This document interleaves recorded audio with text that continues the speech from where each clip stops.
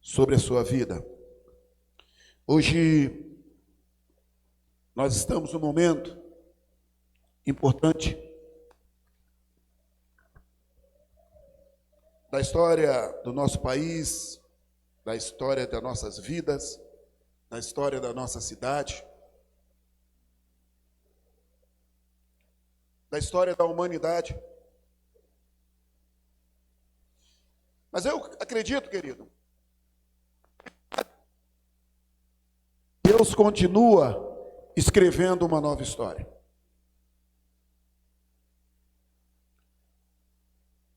Que no meio de todo o percurso que você faça da sua vida, continua aparecendo um novo percurso.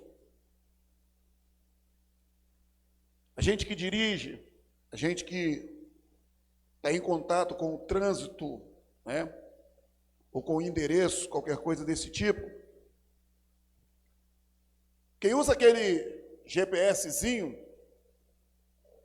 já está acostumado mais ou menos com isso. Geralmente você erra alguma coisa e aparece de novo para você se recentralizando. Alguns aparelhos aparecem reconectando. A internet também faz muito disso. E quando a gente está falando de caminho, se você erra o caminho, aparece um novo caminho para você fazer, para que você chegue no percurso aonde você quer. Então, apesar de nós estarmos num momento delicado da história, nós não podemos perder o rumo da história. Hoje, por exemplo, mesmo estando num delicado momento da história, é Dia dos Pais. E vai continuar sendo Dia dos Pais. Então seria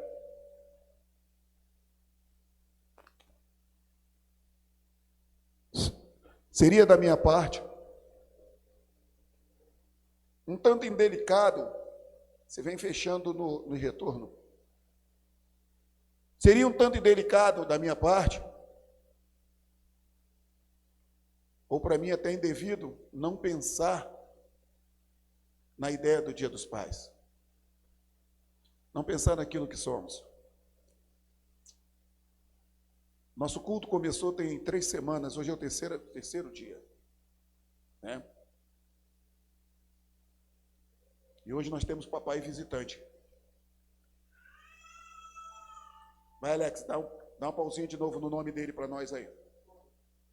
Tony. Isso, o Tony está aqui com o seu filho. E o filho dele? Vitor. Mais um Vitor, hein? Mais um Vitor na jogada. Tony está aqui com o seu filho, com o Vitor. Seja bem-vindo à casa de Deus. Casa de vocês também, porque é a casa do pai de vocês.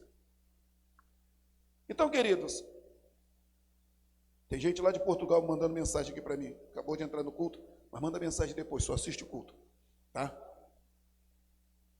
É meu filho que está em Portugal.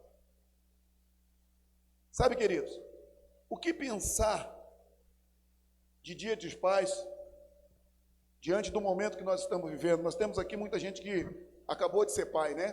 Felipe acabou de ser pai. Jefferson pela segunda vez acabou de ser pai, está aqui com seu bebê. Jefão está lá do outro lado, lá atrás, lá, pilotando tudo, né? Acabou de ser pai do Rafael. Eu tenho certeza, queridos, que nenhum de nós, eu como pai do Arthur, o Alex, né? O Alex é até difícil dizer pai de quem ele é, né? Que, né? Os 4 estão lá embaixo, né, Damares? Escadinha. Mas nenhum de nós, queridos, aqui pensou, poxa, não posso esquecer, né? Desculpe, o PH também, né? Com a Bela lá embaixo. Mas, queridos, seria até difícil. Opa, tem o Tico, não posso esquecer o Tico também, pai das gêmeas, que eu estou procurando. O Tico está atrás de mim, né? Pai das gêmeas. Esse vai ter trabalho. Pode ter certeza, né? Além de ser gêmeas, são bonitas, né? Isso, Deus te proteja, viu, querido? Que o sangue do Cordeiro esteja sobre a sua vida, entendeu? Mas se você quiser economizar um pouquinho, o Arthur está por aqui, você já conhece, é filho de pastor, a gente pode chegar num acordo. O Jefão também já falou de lá, não, tem o Rafael também, calma, Jefferson. Queridos, dia de paz. Eu não acredito que as coisas acontecem por acaso. Pastor, não acredita em coisa por acaso. Eu acredito em coisa com propósitos. Eu acredito nos propósitos de Deus para a minha vida. Eu acredito no propósito de Deus para a tua vida. Eu não tenho problema de estar aqui um domingo desse, totalmente atípico, totalmente diferenciado daquilo que nós já vivemos juntos aqui. Porque eu acredito nos propósitos de Deus para a minha vida e para a tua vida. Eu acredito num Deus que Ele toma a rédea da história. E Ele controla vidas. Mas Ele controla vidas que querem ser controladas por eles, que entregam na mão deles, confiam nele, falam, a minha vida é tua, controla tudo na minha vida e está nas tuas mãos. É nisso que eu acredito. E aí, querido, a gente precisa entender que pai não se faz por acaso.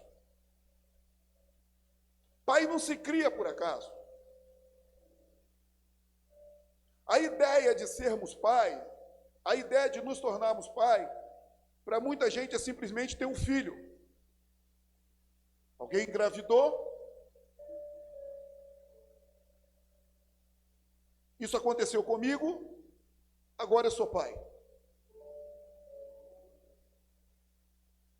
Mas na realidade, se você for ver o contexto de ser pai, de tudo isso, vai muito além do chamado sexo. Vai muito além da inseminação, vai muito além do ato de gestação. Eu que o diga.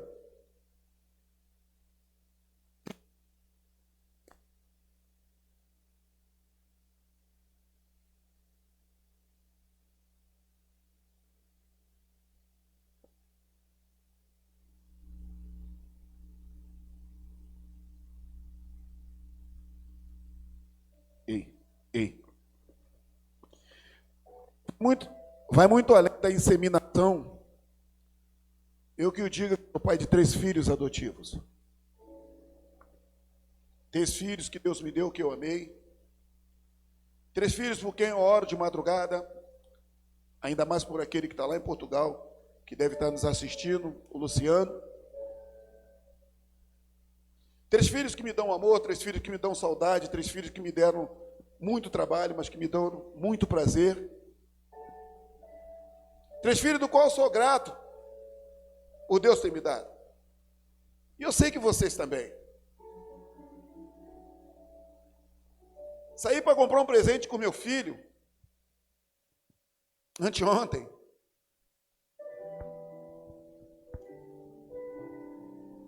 E ele tinha escolhido um presente, o dia do aniversário dele. E como sempre nós fazemos isso, até quando ele quer alguma coisa que o pai ainda não está na condição de comprar, ele pede ao pai, o pai fala para ele, olha, agora nós não temos condições de comprar. O Arthur, desde pequeno, ele sempre faz isso comigo, desde os 4 anos, ele fala para mim, então me dá uma data. E ele não fala mais naquilo.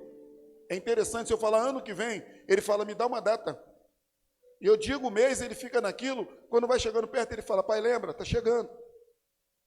E ele tinha pedido um presente do dia de aniversário, mas ele estava muito ansioso, porque creio que esse período que nós estamos vivendo, as crianças estão mais ansiosas ainda dentro de casa, estava muito ansioso por aquele presente. Saímos eu, ele e a esposa para comprar um presente, e eu vi o presente dele. E era a cara daquilo que ele queria. E quando ele bateu de frente com o presente dele, mas do jeito que ele queria, ele pirou.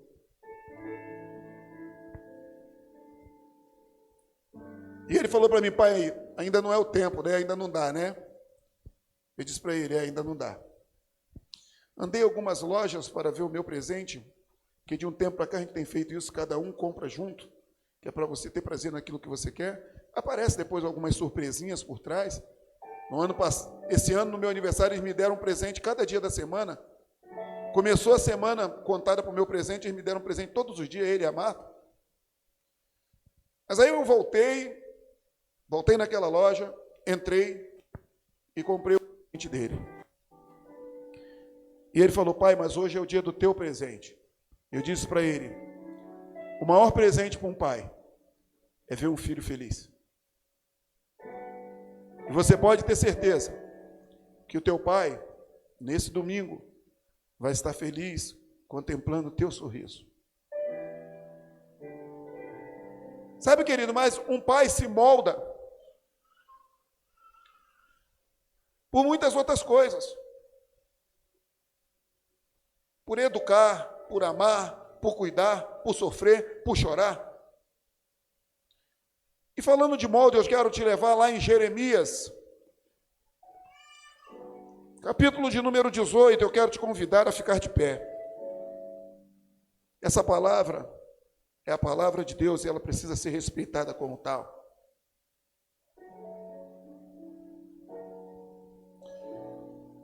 Jeremias capítulo 18, a partir do versículo de número 1.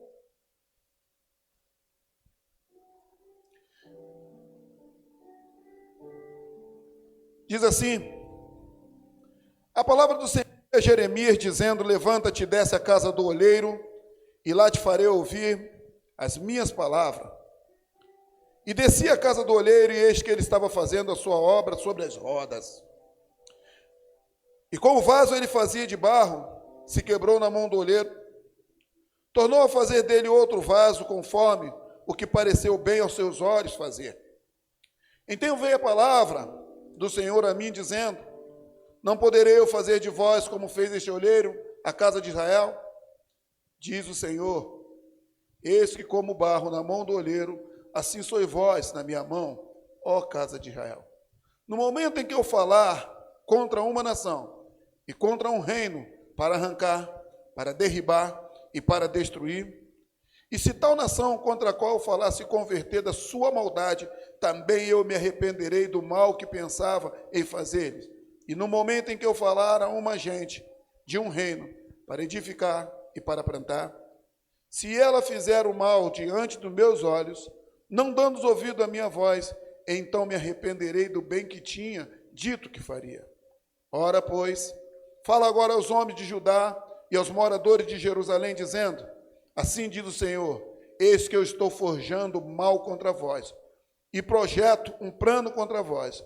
Convertei-vos, pois, agora, cada um do seu mau caminho, e melhorai dos vossos caminhos e as vossas ações. Feche teus olhos, eu quero orar com você. Deus, obrigado. Deus de paz, de amor, de graça, zeloso, bondoso, mas também é um Deus de justiça. E os teus caminhos, muitas vezes, Senhor Deus, não são nossos caminhos, e muitas vezes nós nem entendemos. Mas eu tenho certeza que tu tem feito do teu jeito, que tu sabe como fazer. Só tu sabes como fazer. Molda-nos como pai melhores. Molda-nos como homens de Deus. Molda-nos como igreja de Cristo. Molda-nos como nação santa, povo adquirido, comprado por preço de sangue na cruz. É em nome de Jesus que eu te peço. Fala nossos corações nessa manhã. Amém. Você pode se assentar. Queridos, como eu disse para você, assim como se molda, que o pai se molda por vários aspectos, um vaso também é moldado de vários aspectos. A leitura que fizemos, a Bíblia diz que, se você começar lá no começo, no livro de Jeremias, capítulo 1, você vai ver que Jeremias tinha uma história, tinha alguns sonhos, tinha alguns desejos, alguma vontade, e que nenhum deles vai se realizar. Deus chama Jeremias para um trabalho específico. E qualquer um de nós aqui sentados, ficaríamos frustrados com os resultados. Um homem que pega 40 anos sem conversão, mas que ao invés de reclamar, que ao invés de brigar, que ao invés de chorar, vai trazer à sua memória aquilo que lhe dá esperança. Vai produzir no seu coração alegria, porque tinha certeza que Deus estava trabalhando ao seu lado e que Ele sabia o que estava fazendo. Mas Jeremias não chegou a esse patamar de entendimento por ele só. ele foi forjado, ele foi moldado, ele foi trabalhado para isso. E Deus, quando chama Jeremias, diz para ele descer à casa do olheiro, querido, leva ele a um lugar onde se forja alguma coisa, onde se fabrica alguma coisa. E muitos de nós, às vezes, assim como olhando a vida dos pais, falamos, ele é apenas um pai. Muitos de nós, ao olharmos por aquele vaso, como Jeremias olhou, ou até olhava até aí, sem ir lá, sem ver, sem conhecer, achava que era apenas um vaso. Mas a Bíblia diz que Deus manda ele descer ali porque existem alguns propósitos. E eu queria trazer para você nessa manhã algum desses propósitos. Para se fazer o vaso, a primeira coisa que o olheiro precisa fazer, querido, é escolher o barro. Tem barros que são muito arenosos, tem muitas impurezas, e não serve para ser usado para fazer o vaso. Parece-me que existe pelo menos 6 ou 7 ou 8 tipos só de barros que pode se fazer um vaso. Então todo o processo começa na escolha. E você que está aqui nessa manhã precisa entender que você foi escolhido por Deus para ser pai. Por isso você tem necessidade de ser pai.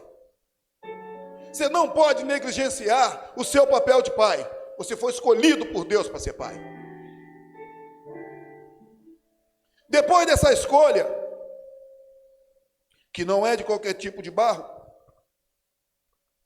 se o olheiro pegar qualquer tipo de barro, ele corre o risco de, num processo de secagem, num processo de fabricação, esse barro desandar e não dar em nada. O seu tempo, o seu dinheiro, todo ele seria jogado fora. A segunda coisa que tem que acontecer, querido, esse barro tem que dar liga. Eu estou numa vibe agora, e eu tenho certeza que a galera da música aqui, eu posso falar a galera da música aí, ninguém vai ficar todo mundo unido com a música. Essa galera da música vai ter oportunidade de breve estar lá em casa, eu vou fazer um pouco de hambúrguer para vocês. Estou numa vibe agora de que eu compro a carne, aquela carne que eu quero, eu ajeito tudo e eu faço alguns hambúrgueres.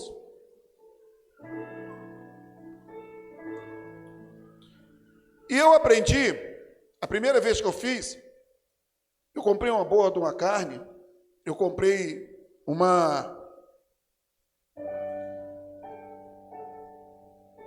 eu fiz tudo direitinho, eu comprei a carne boa, eu comprei um monte de coisa, só que na hora que eu fiz o hambúrguer, ela não deu liga.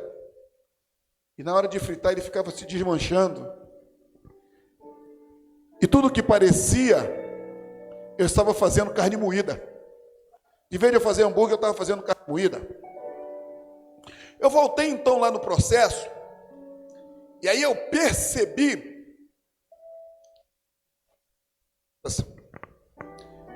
estou fazendo certo.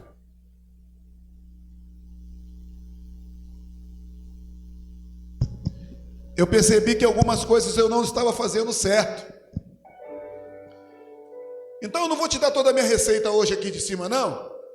Mas hoje eu escolho a carne que eu quero, eu mando moer, eu faço, boto alguns temperos, algumas coisas. Mas existem algumas coisas que eu tenho que colocar para poder dar liga na carne. E hoje eu estou fazendo cada hambúrguer delicioso. Quem vai lá aprova. Aprova e não reprova. Mas tudo na vida é assim, querido. Para você namorar alguém, para você chegar ao casamento e para depois você ser pai, tem que dar liga. Você tem que encontrar alguém que seja aquilo que nós chamamos de alma gêmea. Sabe? Algumas pessoas têm vivido o casamento pelo sexo. Sabe, querido, mas não é o sexo só que tem que dar liga, tudo tem que dar liga. Esse dia eu falei para minha esposa, a gente está ficando velho, está parecendo dois velhos reclamão, né? E aí ela me agarrou e falou assim, mas a gente não larga um do outro. São 27 anos de casamento. Mas eu já tive vontade muitas vezes de matar ela e ocultar o cadáver dela. E tenho certeza que não foi diferente dela comigo. Às vezes a gente fica com raiva, a gente fica chateado, a gente fica bronqueado. Depois a gente dá risada e fala, puxa vida, por tanta besteira. Casamento tem que dar liga, vida dois tem que dar liga.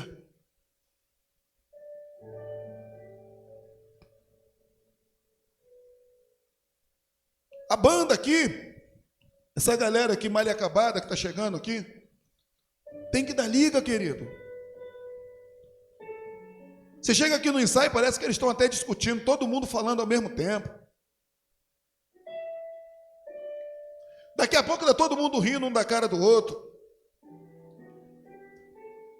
O Alex e o Tico têm sido mais companhia, porque eles chegaram aqui e o apelido já tem rolado para todo mundo. Eu tenho certeza que eles já botaram até apelido no pastor, só ainda não falaram, porque eles têm medo de eu deixar eles de banco. Tudo na vida, querido, tem que dar liga, e o barro também tem que dar liga. E começa a entender uma coisa, você que está aí do lado do seu filho, começa a sentar com ele, querido, porque tem que dar liga. Troca ideia com ele. Sabe por quê? Porque nós temos um monte de filhos frustrados. Nós temos um monte de filhos que os pais não sabem, não têm condições de entender quando foi que perderam seus filhos. Um monte de pai que tem filho na droga, as filhas na prostituição, e eles olham para trás e falam, eu fiz tudo certo, mas muitas vezes eles quebraram o processo e não cuidaram para que continuasse dando liga. Eu conheço um pai que diz assim, meu filho quando era pequeno só queria andar junto comigo, era meu companheiro, e muitas vezes hoje eles não se suportam.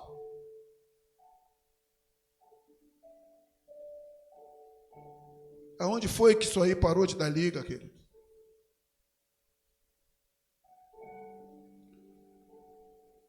Você precisa reconstruir o caminho.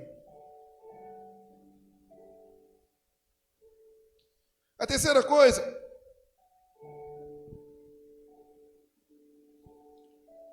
a extração do barro nesse texto fala de uma escolha divina, porque Deus foi o primeiro olheiro da história.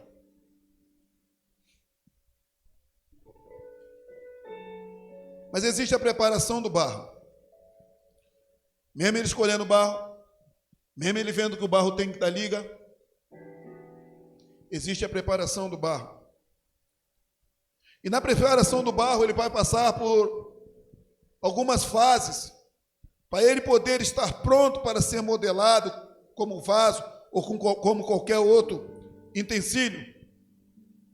Ninguém molda um vaso cheio de pedra, cheio de sujeira. Ninguém molda o vaso sem limpar. E Deus também não nos molda, não nos leva como pais, não nos leva como marido, como esposa, como homens de Deus, como mulheres de Deus, querido, se houver uma impureza. Mas o bom disso tudo é que existe a oportunidade de limpeza, de tratamento. E ninguém pode impedir isso na tua vida. E um dos primeiros preparos que nós vemos nisso tudo é que o barro ele é peneirado. E quando ele é peneirado, para tirar as pedrinhas, raízes de árvores podres, que muitas vezes ficam no meio do vaso, do barro, pedras, entulhos. A vida do homem não é diferente. Antes de ser pai, a gente chega muitas vezes a um casamento com o coração entregue, verdadeiro, amando a pessoa que está do nosso lado, mas a gente está cheio de entulho lá de trás, cheio de raízes ruins. E a gente só vai conseguir estar apto para ser pai se a gente aceitar ser peneirado, se a gente aceitar ser trabalhado, se a gente aceitar ser tratado. Depois de ser peneirado, você fala, agora eu estou pronto para ser pai, agora eu sou pronto para ser vaso. O oleiro, então, depois disso, ele precisa amassar o barro. Ah, querido, esse processo não é fácil. Está limpinho, mas precisa ser amassado. É um processo doloroso, querido, porque aquilo que antes era visto como torrões secos, duros, agora ele precisa ser umedecido. E tudo que é umedecido é quebrado. Ele precisa ser umedecido com água, para que a liga possa então brotar e possa começar a acontecer. E depois que ele é amassado, ele começa da liga para ele ser moldado, ele é pisado.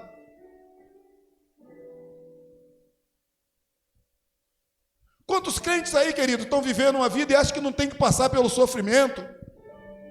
Você serve a um Cristo que tomou uma cruz sobre os seus ombros e sofreu pelo meu e pelo seu pecado. E você acha que você tem que ter uma vida de riqueza, de graça? Jesus não convidou ninguém para andar com ele, se não quisesse ter sobre os seus ombros uma cruz. A palavra de Deus diz assim, Jesus falando com os seus discípulos: quando eu vos mandei pregar o evangelho na vizinhança, vocês não tinham alforje, vocês não tinham bolsa, vocês não tinham espada. Lhes faltou alguma coisa? Os discípulos disseram: não. Ele disse: mas agora, Jesus estava indo para o Calvário, para a cruz, para morrer pelo nosso pecado. Ele disse: mas de agora em diante, quem não tem bolsa, pegue uma. Junte os seus alforjes. E quem não tem espada, venda a sua túnica e compre uma. O discípulo diz: nós temos duas. Ele diz: isso basta. Por que você está indo para a guerra, querido?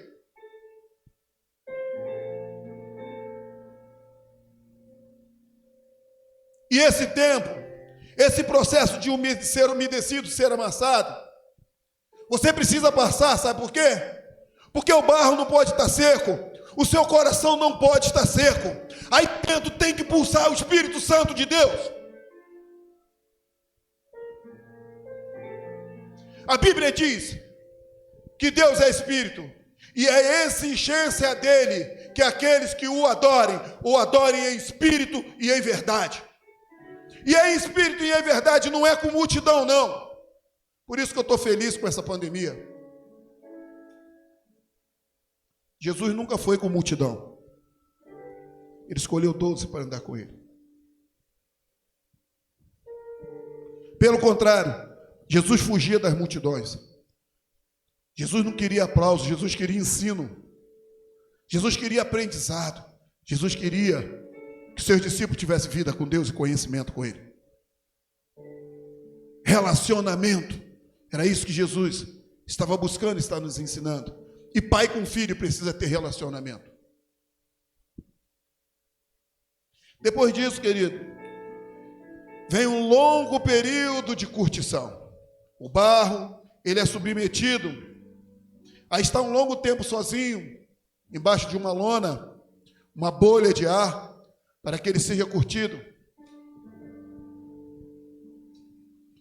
E muitos de nós, ao sermos tratados, muitas vezes precisamos estar só. Ou às vezes nos sentimos só. Mas existe sobre a minha cabeça, sobre a sua cabeça, uma lona, que é Deus. Uma bolha de ar cuidando da tua vida a todo instante.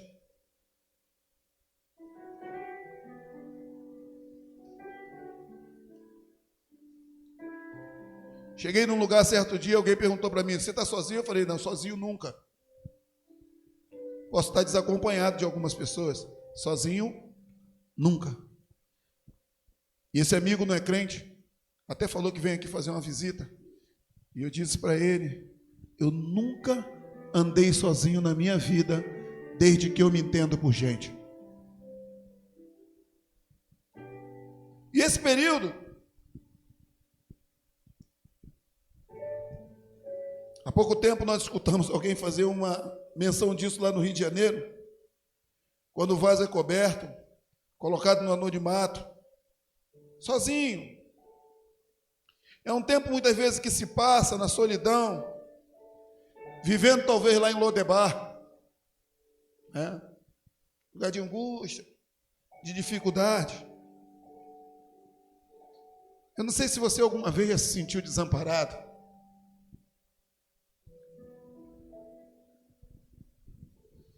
Mas eu me senti uma vez assim, quando meu pai, que só de ministério pastoral tinha 56 anos, e o sonho dele era me ver formado pastor. Mas eu não digo, já disse algumas vezes que eu demorei muito a vir para o ministério, mas hoje eu não penso assim, eu vim no tempo de Deus. Mas logo eu que prego que o tempo de Deus não é o nosso tempo, o tempo é dele.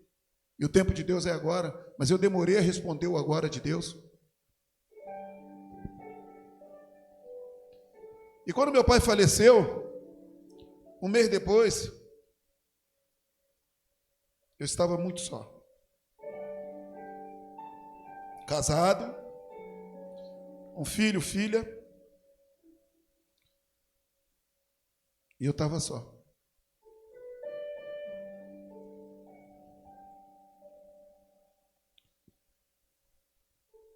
E eu trabalhava numa ótima empresa, a Folha de São Paulo, tinha um cargo relevante de gerência,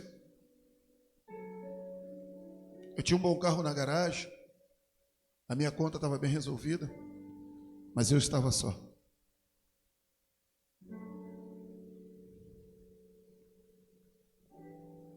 Eu me lembro que, ao levar meu pensamento para a vida do meu pai, eu dormi. E de repente eu acordo, e meu pai está sentado à beira da minha cama. E eu acordei e falei para ele, eu tenho certeza que eu estava acordado? Falei, o que houve, pai? Ele falou, filho, eu vi você sozinho, vim aqui para conversar contigo. Eu disse para ele, pode ir embora, Satanás. Meu pai está no braço do pai. E aqui, junto comigo, a única pessoa que tem direito de estar é o meu Salvador. E no mesmo momento aquela imagem desapareceu, e eu dobrei os meus joelhos e fui orar. Naquela madrugada, querido, Deus me trouxe um conforto tão grande. Ele me cobriu com a sua áurea, com a sua bolha, com o seu calor, com o seu amor, com o seu cuidado. E me garantiu que nunca mais eu precisava ter preocupação, porque eu nunca andei sozinho. Mas depois disso, existe a moldagem do vaso.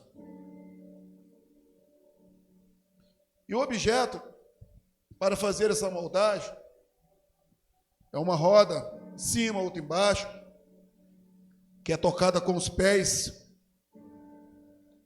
Esse instrumento de madeira, que tem alguns discos, o inferior, o superior, ele tem um eixo, e o barro é colocado naquele lugar,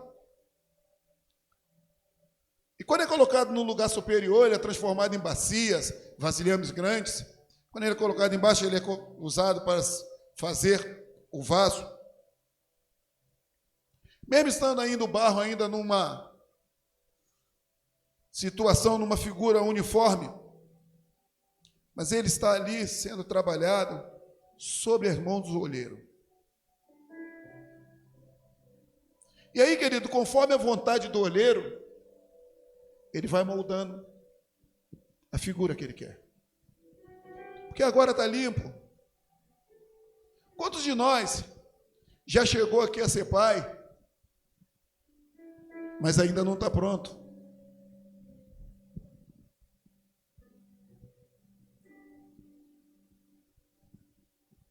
Quantos de nós tomam algumas atitudes de pais e gostaria de olhar e falar assim, eu não queria que o meu filho visse isso, porque você tem certeza que seria um mau exemplo na vida dele.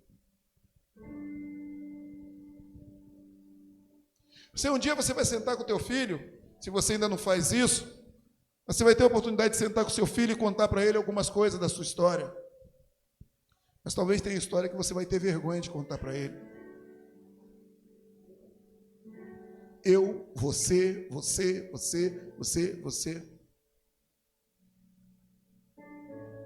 Mas não se entristeça, não.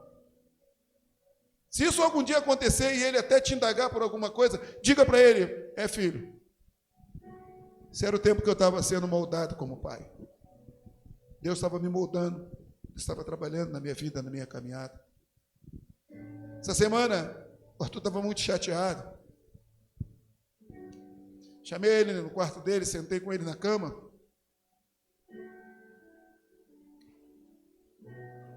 E ele perguntou para mim: pai, o quanto você me ama? Eu sei que tu me ama, mas de que tamanho que você me ama? Eu resolvi então contar uma história para ele.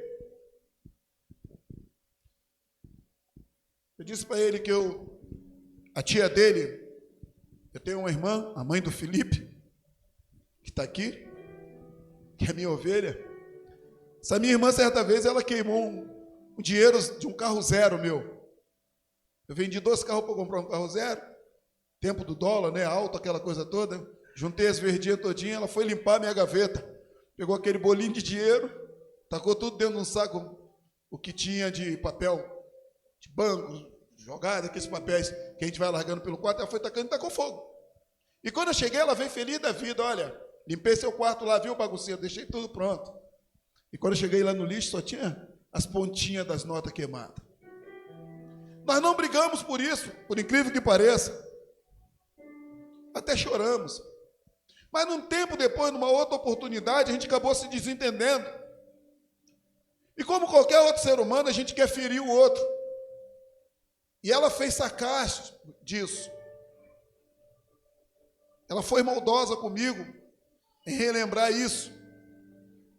Antes ela pediu desculpa e agora ela fazia como se ela tivesse feito por querer. Isso coisa de ser humano.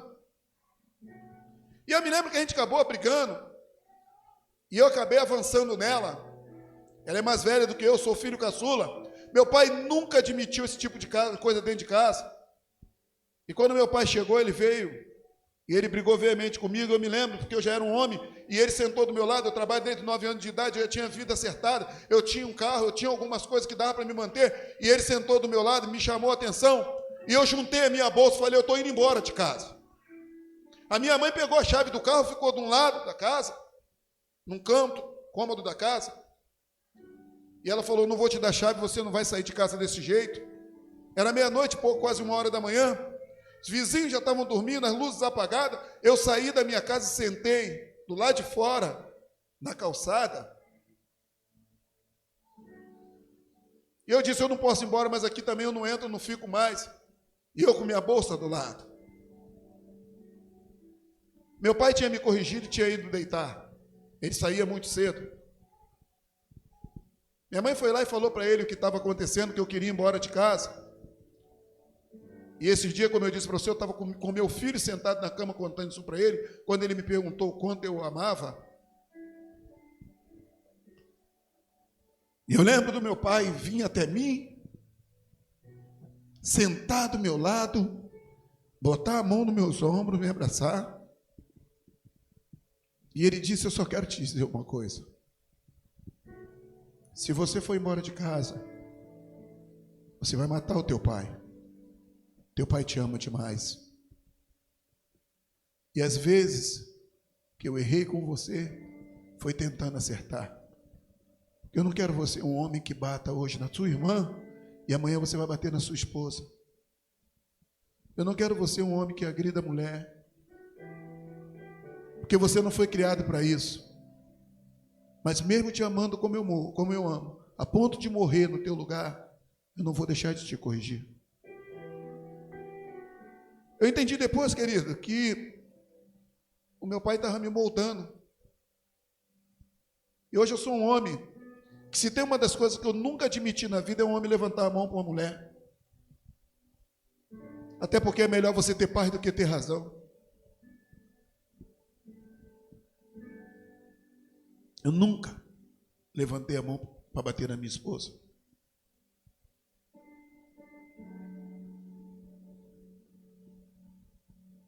Mas meu pai precisava me moldar naquele momento.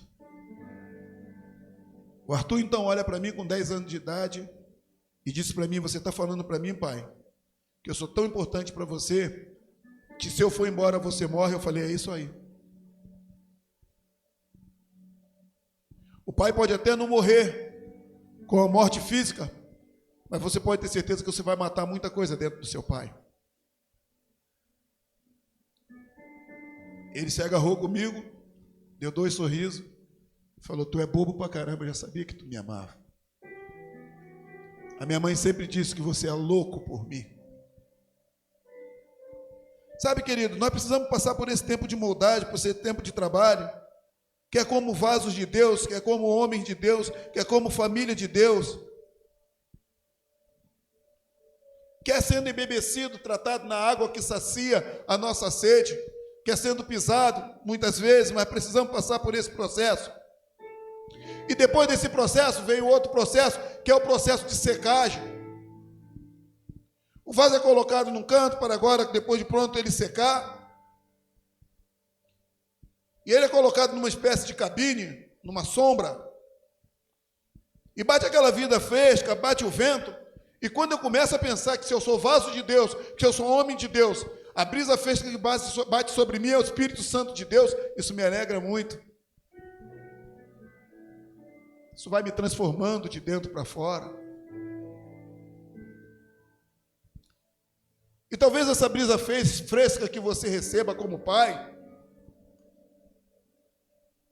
possa ser simplesmente o ato do seu filho te dar um beijo de boa noite, ou dele até te chamar de pai.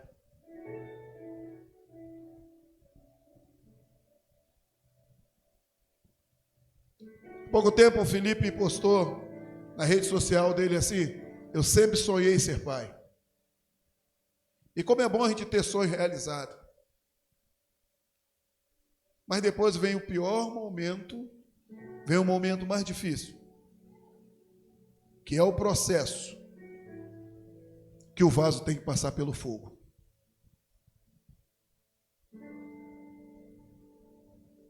Sabe, queridos, essa fase é a mais difícil de se suportar para qualquer ser humano. Mas quem já passou por tantas outras fases, para chegar até aqui, nós não podemos olhar para trás e desistir. E quanto mais o fogo aquece o vaso, mais bonito e forte o fogo fica, o vaso fica. Quanto mais o vaso ele é queimado, melhor ele é. Mais é queimado as suas impurezas internas. Ele é trabalhado. Então, querido, não reclame do desafio de cuidar do seu filho, do desafio de educá-lo, do desafio de lutar pela vida dele. Porque quanto mais desafios você tiver, quanto mais você vencer esses obstáculos, melhor pai você será.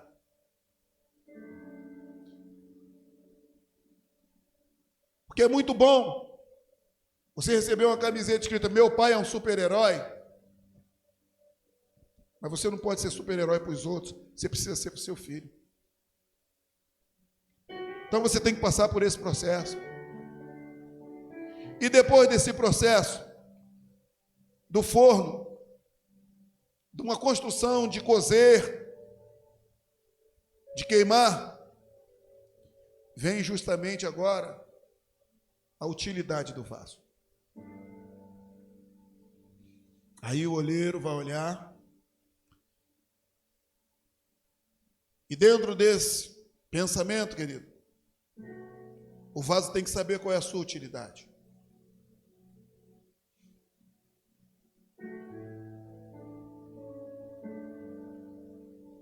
Para que serve um vaso? Para se guardar qualquer coisa sem um propósito? Sem nenhuma edificação? Deus também não te trouxe até aqui para isso. Deus não te fez vaso. Não te passou por esse processo todo, querido, para que você não tivesse utilidade nenhuma. E todo vaso precisa ser utilizado. E como vasos de Deus, nós precisamos ser utilizados por Deus. Eu disse no começo que você não é pai por ser. Você foi chamado para isso. E você precisa ter utilidade na vida do teu filho e na vida da tua filha. Pastor, eu tenho dificuldade. Dá seus pulos. Dá seu jeito. Sai da mesmice. Levanta a sua cabeça.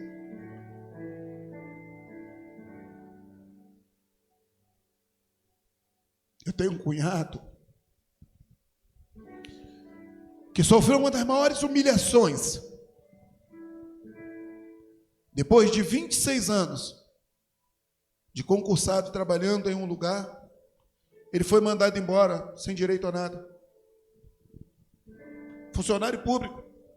E talvez você que esteja me ouvindo, me assistindo, fala, mas não pode mandar funcionário público embora. Mas o Rio de Janeiro mandou. E o meu cunhado, ele é teletipista do SEASA. E como ele tem amizade lá dentro, a única coisa que ele viu como saída, ele pegou um dinheirinho, do qual ele não recebeu da empresa, ele arrumou um dinheiro, foi lá e comprou um bocado de alho, e foi para o trem vender alho. E muitas pessoas disseram, uma tremenda humilhação. Algumas pessoas até foram falar com ele, não faz isso não, meu irmão. Meu cunhado estava no último ano de teologia, mas era ele que sabia que ele tinha em casa 5 bocas para sustentar. E ele passava a madrugada toda, desde a madrugada até a parte da noite, sem comer nada, vendendo alho no trem, para também não ter despesa para trazer para casa o alimento para os seus filhos. Isso durou 2 anos.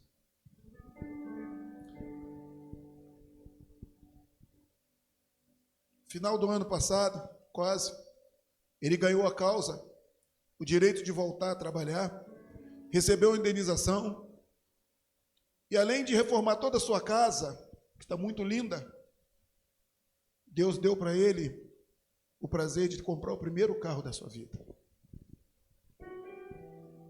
E quando ele ligou para mim e falou, queria que você me auxiliasse, que você sempre teve carro, ele nem dirige ainda, quem dirige são os genros, e as filhas começaram agora a treinar. E ele falou, olha, eu tenho X valor para gastar num carro. Eu disse para ele, então capricha, vamos comprar um carro de luxo. E ele veio a São Paulo, nós compramos um bom carro, um belo carro, com banco de couro, automático, com piloto automático, com tudo que tinha direito.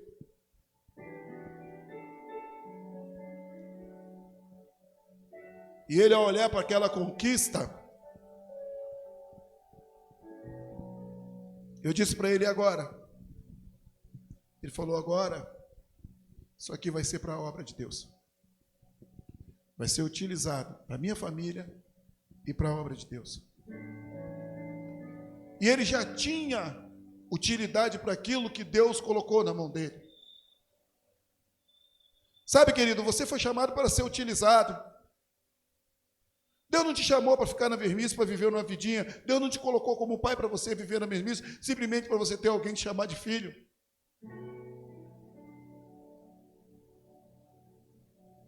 E o vaso, por exemplo, ele pode guardar água. E a água, ele pode guardar a palavra de Deus no seu coração. O Salmo 119 fala muito bem disso. Ele pode guardar azeite. Ele pode guardar tesouros, que era para isso que os vasos eram utilizados. Mas, queridos, eu queria dizer uma coisa para você. O vaso, ele só será útil, ele só conseguirá ser um vaso vitorioso se ele passar por todos esses processos. Porque a vida é um processo. A vida é dialética.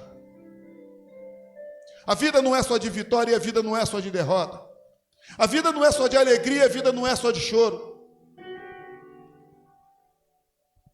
Não é assim que a palavra diz, o choro pode durar uma noite, mas a alegria vem pela manhã.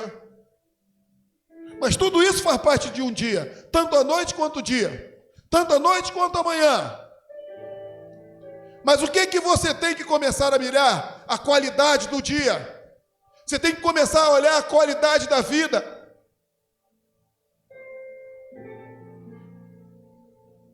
Não é assim que a palavra diz? Esse é o dia que fez o Senhor. Alegremos-nos e regozijemos-nos nele.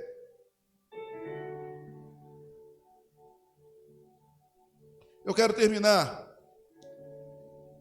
E eu quero dizer para você uma coisa. Ainda depois de todo esse processo, ainda depois de tudo que você ouviu aqui pela manhã,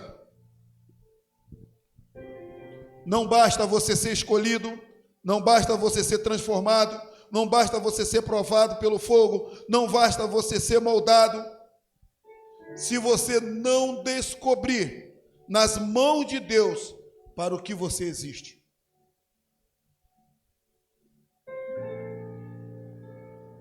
Você precisa descobrir para o que você existe. Me lembro quando embaixador do rei, que fui, que nós tínhamos um compromisso a jurar. Felipe também foi embaixador do rei, né, Felipe? E na organização embaixador do rei, você tem um compromisso a jurar. E no final do nosso compromisso, que a gente começa, prometo ser embaixador do rei, e aquela coisa toda, quando chega no final do compromisso, diz assim: se assim não for, para que nasci? É assim que termina. Termina com uma interrogação. Sabe, querido, se você não descobrir para que Deus te agraciou como pai, para que Deus tem te chamado como vaso, para que você está passando por toda essa dificuldade, por esse processo, você perdeu o sentido da vida. Você está vivendo por viver. Me lembro que quando fui chamado por Deus e resisti muito para vir para o ministério, quando eu botei o fé na faculdade de teologia, que eu cheguei em casa, eu comecei a conversar com a minha esposa sobre algumas coisas, ela falou: meu, você vai me deixar maluco, que é tanta coisa que você quer conversar, que você quer falar. E eu falei para ela o seguinte: sabe por quê, filha? Ela falou: por quê? Eu falei: porque eu não fui chamado por Deus para ser mais um na multidão. E eu quero dizer uma coisa para você nessa manhã, bem aqui nessa câmera, goste você ou não. A nossa dificuldade é que nós estamos acostumados com muito do mesmo. Porque mudança traz medo, mas mudança também dá trabalho. Mas eu não quero muito do mesmo, querido. Eu quero algo novo, eu quero andar em novidade de vida. Eu quero novos desafios. Eu tenho 55 anos, mas dentro do meu peito ainda pulsa um coração, nas minhas veias ainda corre um sangue, que tem vontade de conquistar, que tem vontade de lutar, que tem vontade de construir, que tem vontade de saborear vitórias vindo direto do Pai. E é esse contato com o Pai que não me deixa regredir, que não me deixa voltar atrás. Seja qual for a situação, porque eu fui chamado para passar pelo fogo, eu fui chamado para ser amolecido, eu fui chamado para ser amassado, mas eu preciso ter utilidade. E se assim não for,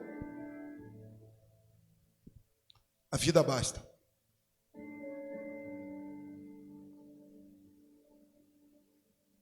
Porque eu tenho aqui uma casa, mas o meu lar, o meu lugar de descanso é no céu. Então aqui é lugar de trabalho. E eu quero trabalhar para o meu Deus. Eu quero ser vaso de utensílio.